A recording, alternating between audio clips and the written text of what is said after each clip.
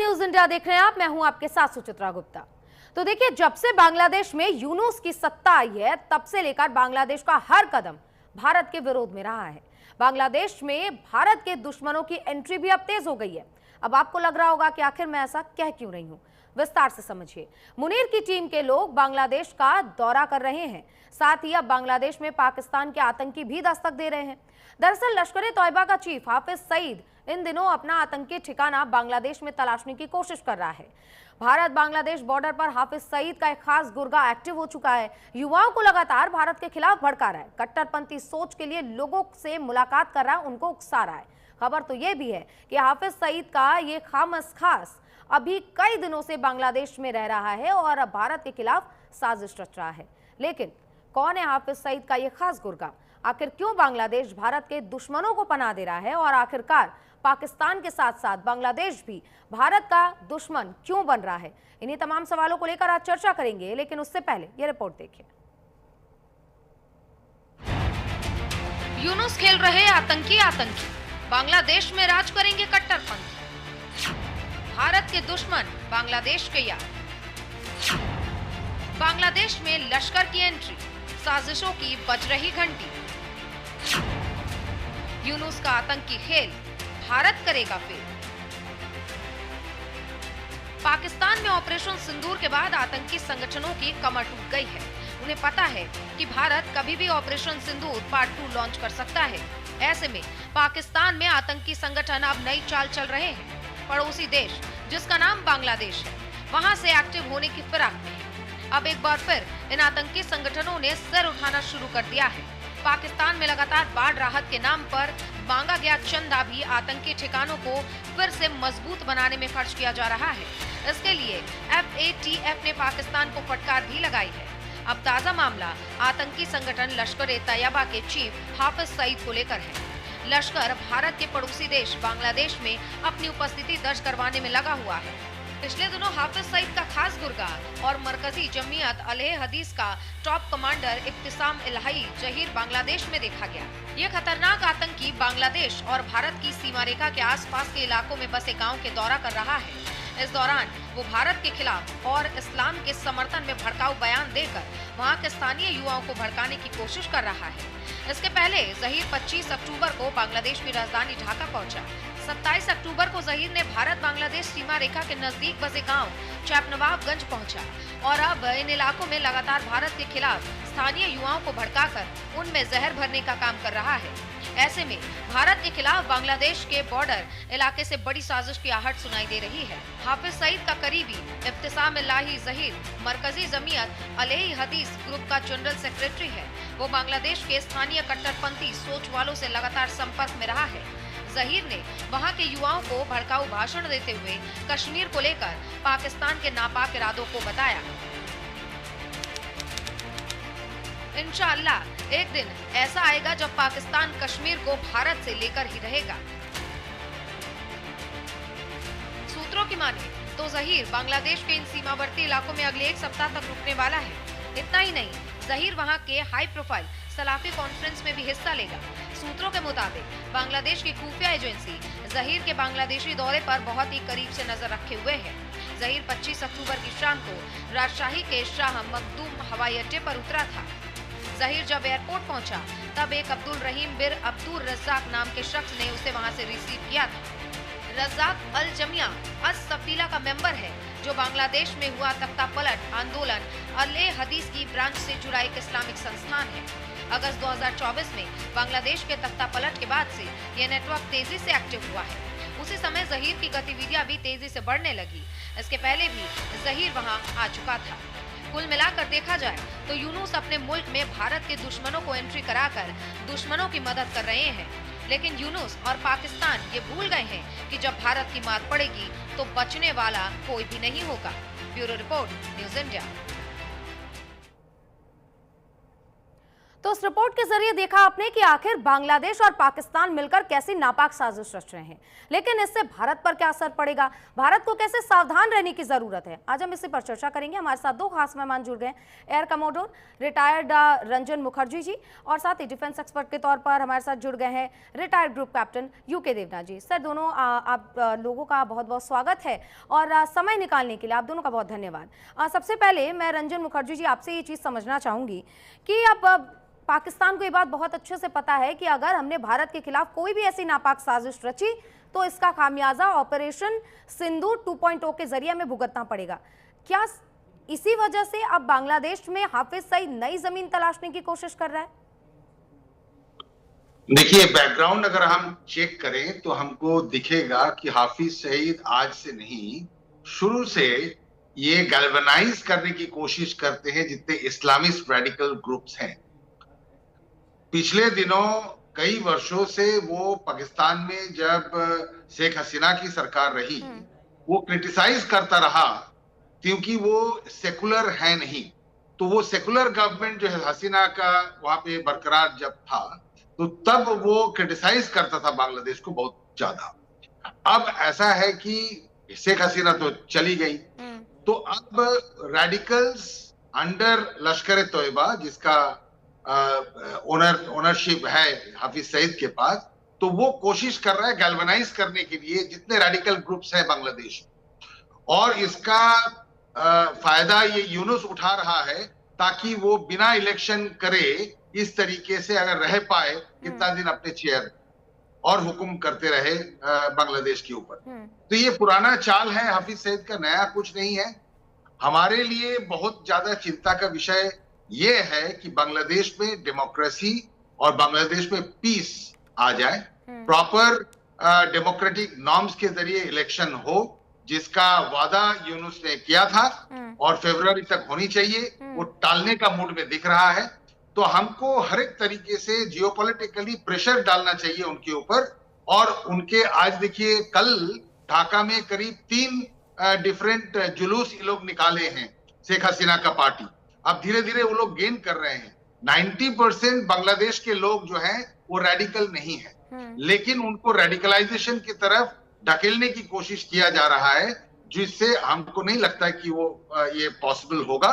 और इंडिया को सपोर्ट करना चाहिए ऐसे एक डेमोक्रेटिकली चोजन गवर्नमेंट को, क्योंकि हमारे नेबरहुड में पीस होना बहुत जरूरी है, नहीं तो हमारे ऊपर इम्पैक्ट तो जरूर होता है। बिल्कुल मुखर्जी जी, बिल्कुल आप सही कह रहे हैं, क्योंकि लगातार जिसको लेकर यूनुस पर ये अब सवाल भी उठ रहा है कि आखिर वो चुनाव क्यों नहीं करवा रहे हैं। कहीं ना कहीं ये भी एक मुद्दा हो सकता है, क्योंकि वो अंतरिम प्रधानमंत्री बने रहना चाहते हैं, ये भी एक बड़ा कारण है। ग्रुप कैप्टन साहब, अब आपके पास आ रही हूँ और मैं आपसे ये पूछना चाहती हूँ, क्योंकि अब जनता के मन में भी एक सवाल है कि पाकिस्तान को हमने सबक सिखाया, भारत के सामने पाकिस्तान को मुंह की खानी पड़ी। बांग्लादेश जो कि एक लंबे समय के बाद अब भारत के साथ में एक अच्छी दोस्ती साझा कर रहा था, व्यापार साझा कर रहा था, इसके बाद तख्ता पलट होता है और उसके बाद एक बार फिर से ये हमें देखने को मिल रहा है कि पाकिस्तान अपनी आतंकी सरजमी बांग्लादेश में बनाने की कोशिश कर रहा है, क्योंकि हाफिज सईद का खास वहां पर देखा गया है। इसको लेकर भारत को कैसे चिंता हो रही है और कैसे भारत को सावधान रहने की जरूरत है? दूसरी बात ये कि क्या पाकिस्तान की तरह आने वाले समय में बांग्लादेश भी एक आतंकी देश बनकर महज रह जाएगा? देखिए, ये समझना पड़ेगा कि बांग्लादेश में ज़्यादातर जो लोग हैं वो मॉडरेट हैं और धार्मिक कट्टरवादिता में यकीन नहीं करते हैं। अभी शेख हसीना के टाइम में बांग्लादेश की सरकार थी, वो बहुत ही सेकुलर सरकार थी और उन्होंने धार्मिक कट्टरवादी जितने ग्रुप हैं सबको कंट्रोल में रखा हुआ था। हाँ, अब वहाँ बीएनपी है और दूसरी जो कट्टरवादी पार्टीज़ हैं वो कोशिश कर रही हैं कि धार्मिक विचारधारा को सामने लाया जाए। अब जैसे हम बात कर रहे थे कि इब्तिसाम इलाही ज़हीर वहाँ घूम रहे हैं, ये दूसरी बार गया हुआ बांग्लादेश में। फरवरी के महीने में भी ये बांग्लादेश में घूम रहा था, अभी फिर से गया हुआ है। लेकिन अच्छी बात है कि हमारी जो इंटेलिजेंस एजेंसीज हैं वह इसकी और दूसरे ऐसे एलिमेंट्स जो कि पाकिस्तान से बांग्लादेश में जाते हैं उनकी गतिविधियों पर नजर रखे हुए हैं। होता ही यह है कि बांग्लादेश के इलेक्शन जो कि अब ड्यू है फरवरी के महीने में, फरवरी 2026 में, उसमें अगर अवामी लीग को मौका नहीं दिया जाता, बैन चलता रहता है और शेख हसीना को वापस नहीं जाने दिया जाता है, तो फिर जाहिर बात है बीएनपी पावर में आएगी। तो बीएनपी के साथ में कौन दूसरी पार्टी है, समझिए जमाते इस्लामी बहुत कोशिश कर रही है कि वो बीएनपी को एक तरफ धकेल कर खुद पावर में आ जाए। शायद एनसीपी भी जमाते इस्लामी को सपोर्ट कर दे। तो ऐसी हालत में मोहम्मद यूनुस बहुत कोशिश कर रहे हैं कि धार्मिक कट्टरवादी ताकतों को सामने लाएं। क्या इसका एक एंटी इंडिया एंगल है? डेफिनेटली इसका एंटी इंडिया एंगल है। जब जब भी बांग्लादेश में समझिए शेख हसीना की पार्टी अवामी लीग पावर में आती थी, तो वहां पे जो आतंकवादी कैंप्स चलते थे उनको बंद किया जाता था, और हमारे पूर्वोत्तर के राज्यों में जो बांग्लादेश से घुसपैठी आते थे उनके मूवमेंट पर चेक लग जाता था। लेकिन जब जब वहां पर खालिदा जिया की सरकार आती थी, बीएनपी की सरकार आती थी, वो इन आतंकवादी कैंपों को नष्ट नहीं करती थी।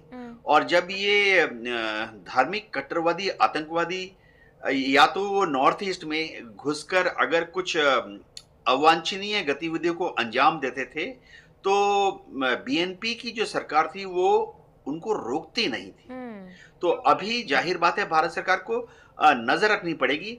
चिंता की बात नहीं है, हमारी एम्बेसी लगातार बांग्लादेश की हाई कमीशन के साथ संपर्क में है। बांग्लादेश में जो हमारा राजनीतिक और कूटनीतिक प्रतिनिधित्व है वो लगातार बांग्लादेश के अंतरिम सरकार के अलग अलग मंत्रालयों के संपर्क में है। और जाहिर बात है कि असल में ऊंट किस करवट बैठता है, जहां तक भारत का संबंध है, हमें पता लगेगा फरवरी 2026 के बाद। अगर वहां क्लियरली बीएनपी पावर में आ जाती है, जैसा कि सारे इंडिकेशन बता रहे हैं, तो फिर ये जो थोड़ा सा मॉडरेट व्यवहार होगा, धार्मिक जो रूढ़िवादी लोग हैं, जमाते इस्लामी हैं, इन पर शायद अंकुश लगे। लेकिन अगर किसी वजह से बीएनपी पावर में नहीं आती है और जमाते इस्लामी और दूसरे जो कट्टरवादी पार्टियां हैं वो पावर में आ जाती हैं, तो फिर भारत के लिए चिंता का विषय होगा।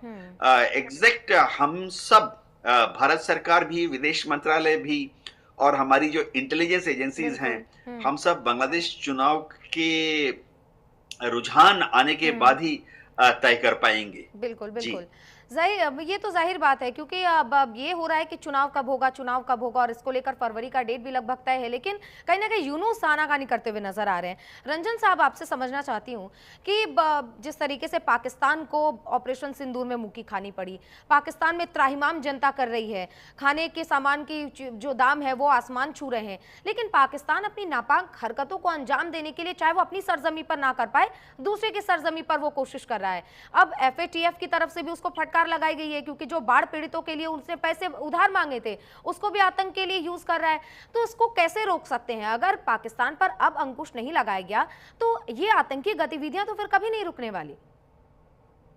देखिए, ये बहुत अहम मुद्दा है जो आपने अभी उठाया है, और इसमें ऐसा है कि पूरे दुनिया को मालूम है पाकिस्तान क्या करता है, लेकिन इसके बावजूद भी मुझे ये पता नहीं चलता कि क्या वजह है पाकिस्तान को उसके बावजूद भी IMF से लोन मिलता है, वर्ल्ड बैंक से लोन मिलता है, और डिफॉल्ट के बाद भी कोई और नेशन को ऐसा नहीं मिलता, लेकिन एकदम ह्यूमैनिटेरियन कंडीशन के चलते, क्योंकि खाने को मोहताज है वहां पे लोग, इसीलिए उनको लोन दिया जाता है, उसका गलत इस्तेमाल जरूर होता है। तो ये 1 बार 2 बार 3 बार 4 बार हो चुका है, और मुझे लगता है कि अब पूरा world including the all YC countries, जो इस्लामिक कंट्रीज हैं, वो लोग भी समझ गए हैं। देखिए, पाकिस्तान में बहुत हाय तौबा मचा के ये लोग ज़कात के पैसे ले आते थे, और वो अभी बंद हो रहा है वहां पे, धीरे धीरे वो ड्राई होता जा रहा है। तो इकोनॉमिकली पाकिस्तान बहुत ही एक पॉइंट ऑफ ब्रेकिंग पे आ गया है, इसके बाद नो रिटर्न है। सो मेरा जो लगता है कि इन लोगों का सुधारने का कोई रूपरेखा नहीं दिख रहा है मुझे, और इसका वजह बड़ा सिंपल है। वहां पे जो मिलिट्री हुक्मरान है वो इस देश को कंट्रोल करते हैं, और मिलिट्री हुक्मरान को हाफिज सईद जैसे टेररिस्ट लीडर्स कंट्रोल करते हैं। उनका आईएसआई पूरा टेररिस्ट ऑर्गेनाइजेशन है। तो अब इंटेलिजेंस एजेंसी बोलना गलत होगा, वो टेररिस्ट ऑर्गेनाइजेशन है। बिल्कुल। तो अब इससे ये लोग बाज इसलिए नहीं आते, उनकी रोजी रोटी इससे चलती है। तो टोटल पाकिस्तान का जितना ये आर्म फोर्सेस के लीडर्स और ये जो टेररिस्ट ग्रुप के लीडर्स हैं, ये लोग टोटल फाइनेंशियल कंट्रोल करते हैं। 99% अवाम जो है वहां भीख मंगे के तौर पे खाने को मोहताज हो गया। तो इस सिचुएशन में बलूचिस्तान में प्रॉब्लम चल रहा है उनका, सिंध में प्रॉब्लम चल रहा है उनका, पख्तून में प्रॉब्लम चल रहा है उनका, रंजन सर, यही तो हास्यास्पद हो जाता है रंजन सर, जब बलूचिस्तान के लोग सेटिस्फाई नहीं है और बार बार पाकिस्तान जो है वो कश्मीर लेने की बात करता है। अभी जिस हाफिज सईद के खास जहीर की हम बात कर रहे थे, वो भी सीमावर्ती जगहों पर जाकर यही कह रहा है, उकसा रहा है कि इंशाल्लाह एक दिन कश्मीर पाकिस्तान के सपना देखने में कोई हर्जा तो नहीं है, ये भी सही बात है। सपना इंसान देख सकता है, और ये सपना ऐसा सपना है, ये गुब्बारे की तरह है। ये गुब्बारा दिखा के, जैसे चाइल्ड को, एक शिशु को, बच्चे को हम लोग उसको फुसलाते हैं, वो जनता को सोचते हैं गुब्बारा दिखा के कश्मीर का फुसलाएंगे। लेकिन आधा से ज्यादा कश्मीरी पाकिस्तानी से आप पूछ लीजिए, they have no interest in Kashmir. वो जानते हैं कि इन लोगों की ये एक तिजोरी में बंद है, ये खोल देते हैं जब भी प्रॉब्लम होता है, फिर बंद कर देते हैं। कोई इसको रिजॉल्व नहीं करना चाहते। नहीं तो अटल बिहारी वाजपेयी के टाइम पे परवेज मुशर्रफ जब थे, ऑलमोस्ट ये रिजॉल्व हो गया था, बट वो रिजॉल्व करना नहीं चाहते, क्योंकि उसी को दिखा के, उस गुब्बारे को दिखा के ये बेवकूफ बनाते रहे जनता को, और ये अपना लाइफस्टाइल जैसे मेंटेन करते हैं, चोरी चकारी करते। मतलब कह सकते हैं कि कश्मीर का मुद्दा ऐसा है कि जैसे मुर्गी ने सोने का अंडा दिया हो, जब फायदा उनको दिखता है तो उसका इस्तेमाल करते हैं और उसके बाद फिर उसको पिंजड़े में भर के रख देते हैं। ग्रुप कैप्टन साहब, आपसे मैं ये समझना चाह रही थी, एक बहुत ही सीरियस सवाल जो मेरे मन में आ रहा था कि बांग्लादेश और अगर हम भारत की बात करते हैं तो एक 4000 किलोमीटर से ज़्यादा का जो सीमावर्ती अंचल है जिसको वो कवर करता है, लेकिन जो फेंसिंग है, जो घेराबंदी है, वो लगभग 3000 समथिंग किलोमीटर्स पे की गई है। मैं एग्जैक्ट नंबर याद नहीं कर पा रही, लगभग 900 किलोमीटर का वो दायरा है जहां पर फेंसिंग नहीं की गई है। तो क्या भारत को अब सच में चिंता करने की जरूरत है, क्योंकि अब हम चुनाव में भी घुसपैठियों का मुद्दा उठता हुआ देख रहे हैं।